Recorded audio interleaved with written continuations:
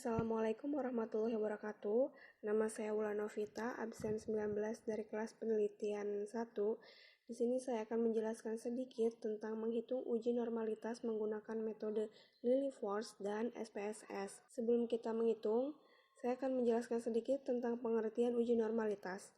Uji distribusi normalitas atau biasa dikenal dengan istilah uji normalitas dapat digunakan untuk mengukur apakah data yang telah didapatkan berdistribusi normal atau tidak, sehingga dapat digunakan dalam statistik parametris atau statistik diferensial. Kemudian di sini ada rumus perhitungan Lilliefors. Ada 5 tahap untuk mengetahui bahwa data itu normal atau tidak. Di sini ada formula hipotesis, HO data berdistribusi normal, HI data tidak berdistribusi normal. Dapat ditarik kesimpulan, apabila nilai LO hitung lebih kecil daripada LO tabel, maka HO diterima dengan kesimpulan data berdistribusi normal. Dan sebaliknya, apabila LO hitung lebih besar daripada LO tabel, maka HO ditolak dengan kesimpulan data berdistribusi tidak normal. Nah, di sini ada contoh soal lakukan uji normalitas dari hasil pengumpulan data suatu sampel berikut dengan menggunakan Lilliefors dan SPSS. Di sini ada datanya. Nah, kemarin saya sudah menghitung datanya di Excel. Nah, di sini ada nomor 1 sampai 24 dan di sini YI itu data dari data 1. Oke, di sini ada 24 data totalnya. Dari Y1 itu data Z, F, ZI, S, ZI, mutlak F, ZI dikurangi S, ZI, LO hitung, dan LO tabel. Nah, bagaimana rumus untuk menentukan total dari data tersebut? Ada rumusnya, yaitu sama dengan sum, kita blok dari data 1 sampai data 24, kemudian kita enter, maka keluar hasilnya 136. Untuk rata-rata sama, hanya beda di rumus, yaitu sama dengan average.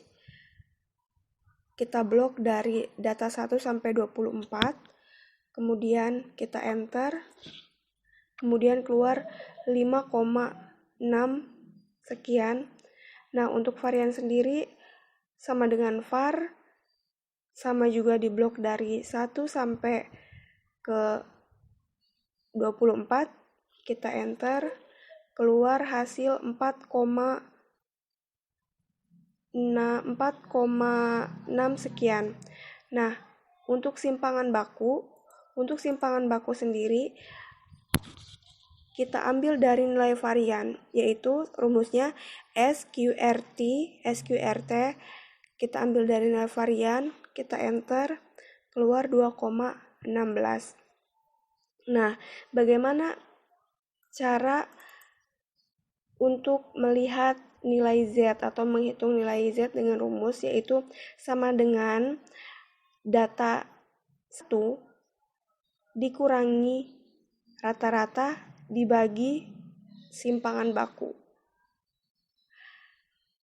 Kita enter, keluarlah min 1,69. Nah, sebenarnya ini bisa untuk otomatis jadi semua, tapi karena kemarin laptop saya bermasalah, jadi ini harus satu-satu,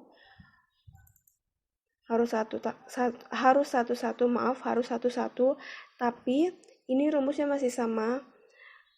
B13 itu dari data ke-13 dikurangi B27 dari nilai rata-rata, kemudian dibagi B29 dari simpangan baku. Kita enter, keluar 0,154 sekian. Nah, kemudian di sini ada tabel FZI. Dari mana tabel ini berasal? Yaitu lihat tabel Z. Nah, di situ ada hasil dari min 1,6. Kemudian di sini ada tabel FZI. FZI rumusnya lihat di Z-tabel. Z-tabel ini. Kemudian apabila Z ini hasilnya minus, maka nilai dari Z-tabel ini dikurangi 0,5.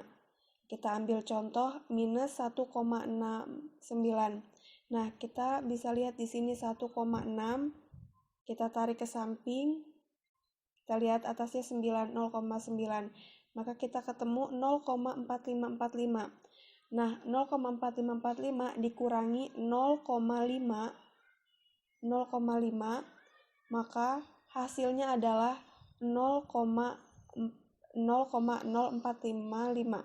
Nah, dan seterusnya, di sini ada, kita ambil contoh yang plusnya pada tabel 11, yaitu data 6, 0,15. 0,15 kita cari di Z-tabelnya 0,15, 0,1. Di samping sini kita cari 5-nya. Kita ketemu di titik 0,4394. Nah, 0,4394 ini ditambah 0,5 karena hasil dari Z-tabel ini yaitu nilainya plus. Maka keluarlah 0,5596. Jadi begitu teman-teman untuk nilai FZI ini. Kemudian ada di tabel SZI. SZI ini dari mana? Ini dari nilai dari nilai min 1,9. Ada enggak yang nilainya sama dengan atau lebih kecil dibanding min 1,9 ini? Kalau enggak ada, berarti itu kita bagi dengan data 24 ini. Ini tidak ada, tapi ada yang sama, yaitu pada data nomor 1 sama tabel nomor 1 sama tabel nomor 4. Itu datanya sama-sama 2.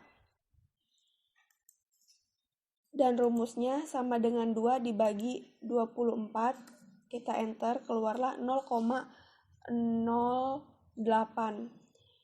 Dan seterusnya, kita ambil contoh lagi.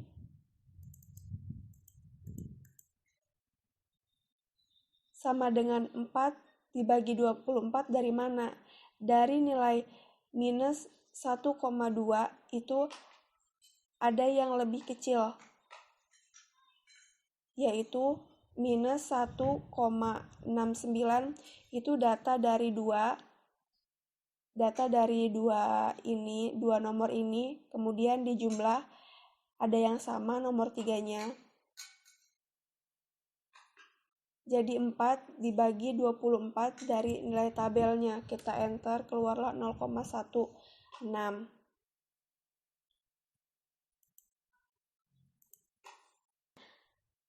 Dan seterusnya sampai di tabel akhir, tabel 9. 24 dibagi 24 itu karena nilainya lebih kecil dari 29. Ada 24, jadi kita enter 1. Hasilnya 1. Nah, di sini ada tabel mutlak FZI dikurangi SZI. Data FZI dikurangi SZI, maka rumusnya sama dengan ABS. dikurangi dua data ini, kita enter, keluarlah hasil 0,037. Ini juga sama, masih sama, ABS, data FZI dikurangi data SZI, kita enter, sama dengan 0,487. Nah, untuk LO hitung sendiri, hasilnya dari sama dengan max dari data hasil mutlak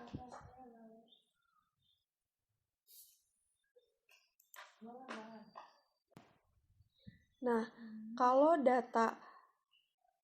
tabel LO hitung itu dari nilai maksimal data mutlaknya ini. Kita bisa ambil rumusnya sama dengan max, kita blok dari data ke-1 sampai ke data ke-27, kita enter, maka akan keluar 0,148. Nah, kalau LO tabel sendiri itu dari mana? Kita lihat LO tabelnya.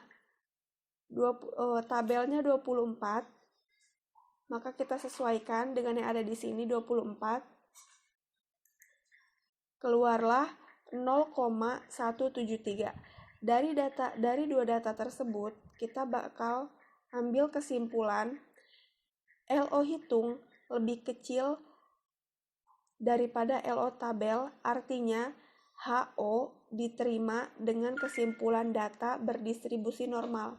Jadi dari data ini, dari 24 data ini, data distribusinya itu normal. Baik, cukup sekian dari saya, kurang lebihnya mohon maaf. Wassalamualaikum warahmatullahi wabarakatuh.